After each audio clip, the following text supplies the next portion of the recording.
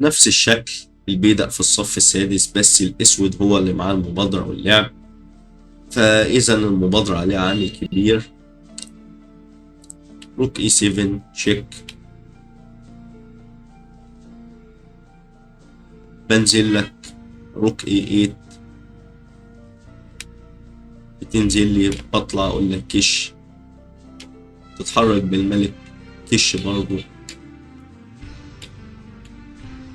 وبرجع اراقب البيدق من بعيد.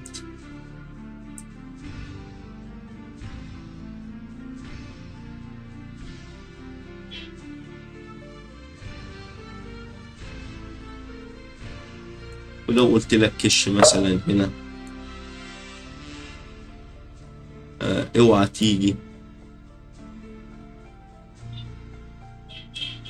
على الاف هنا. يعني لو جيت على الاف، تعالى كده نشوفها، فبيقول لك خلاص انت خسرت بسبب كينج اف 6، وربطت لك الرخ بتاعتك ديا في الصف الثامن. مش هتغادره خالص لان انت واقف على كش مات دلوقتي. هتلعب كينج جي 8 مثلا، هقول لك روك جي 7 شيك، هتيجي هنا هديك كش، تيجي كش واخد الرخ بتاعتك. طيب جيت على الناحية التانية،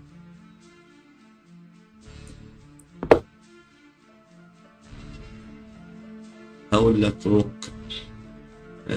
جي 5 تكسب، حجزتك وهزق البيدق واكسب. هتديني كش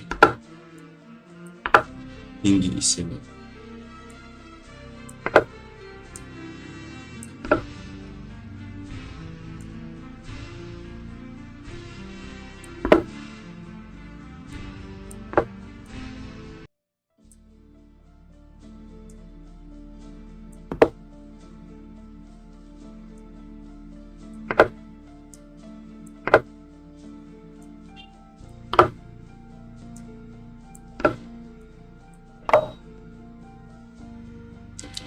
والدور خلص. انما اللعبة الصحيح ما تنزلش الاف 8، انما تلعب كينج جي 6 وتراقب الموقف من بعيد. طيب لو زقيت، هقول لك كينج اف 7.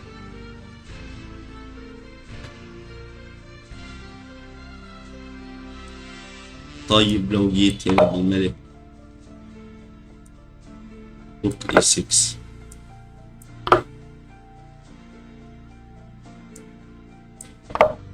اجباري تيجي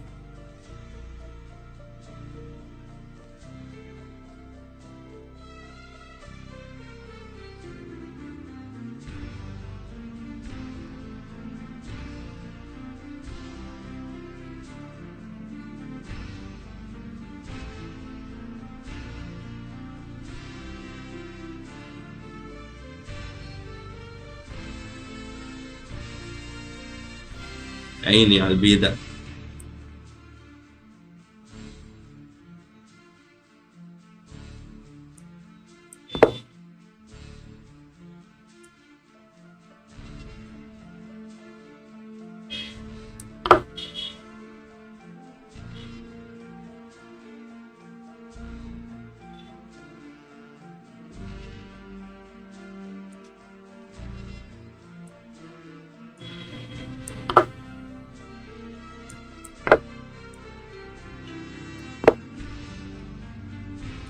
دلوقتي كينج اف 6، بقول لك مش هتقدر تزق البيدق بتاعك، هتحميه كش هات. ولسه مع البيدق في الصف السادس الشكل ده. اللعبة حساس جدا، لازم النقلة بحساب. كينج دي 6 كش، كينج اف 8 ينجيلك كينج دي 7. عاوزين كنا نزق البيدق، جينا روك اي 8، بنقول لك روك اي 1، روك اي 7 تشيك،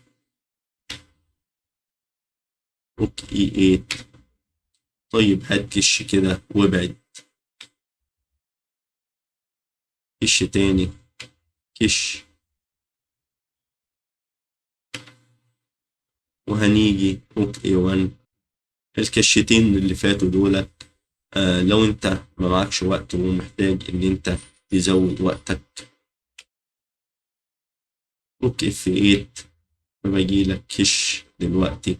طيب مش هنلعب الرخ، طيب آه بعد الكش إجباري تتحجز بعيد هنا ويبقى المكسب سهل. ولو جيت على الصف ده بدي الكش وباخد الرخ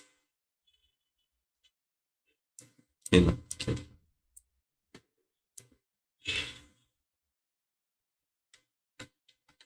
روك دي 8 تشيك، كينج اي 7 بحجزك، روك دي 2 بقول لك كش ابعد، واروح لاعب الملك خطوة، عاوز ازق البدء بتاعي اي 7. ما تجيش بالرخ بتاعتك هنا وترقي باري، اقول لك هجيلك من الناحية التانية روك دي 1، فكرة الوسيلة بتاعتنا، برقي وزير عادي كل كش وهات الرخ بتاعتك.